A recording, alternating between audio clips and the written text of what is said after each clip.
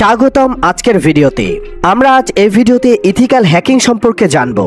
Ethical hacking কি, ethical hacker কারা, ethical hacking কিভাবে করা হয় এবং ইথিক্যাল হ্যাকিং এর সুবিধা এবং অসুবিধা সম্পর্কে জানব।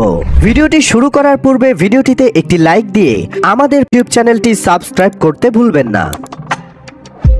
ইথিক্যাল হ্যাকিং কি? ইথিক্যাল হ্যাকিং হচ্ছে একটি বৈধ এবং অনুমোদিত হ্যাকিং প্রক্রিয়া। এটি একটি সিস্টেম বা নেটওয়ার্কের দুর্বলতাগুলি শনাক্ত এবং সমাধান করার জন্য করা হয়। ইথিক্যাল হ্যাকাররা সিস্টেমগুলিকে সুরক্ষিত করার জন্য তাদের দক্ষতা ব্যবহার করেন। ইথিক্যাল হ্যাকার কারা? ইথিক্যাল হ্যাকাররা হলেন সেই সব কম্পিউটার নিরাপত্তা বিশেষজ্ঞ যারা সিস্টেম এবং নেটওয়ার্কগুলিতে দুর্বলতা শনাক্ত এবং সমাধান করার জন্য কাজ করে। তারা সাধারণত একজন সিস্টেম অ্যাডমিনিস্ট্রেটর বা একটি সফটওয়্যার কোম্পানির কাছ থেকে অনুমতি নিয়ে কাজ করে। ইথিক্যাল হ্যাকিং কিভাবে করা হয়? ইথিক্যাল হ্যাকিং করার জন্য ইথিক্যাল হ্যাকাররা বিভিন্ন হ্যাকিং কৌশল এবং সরঞ্জাম ব্যবহার করেন। এই কৌশলগুলির মধ্যে রয়েছে পেনিট্রেশন টেস্টিং।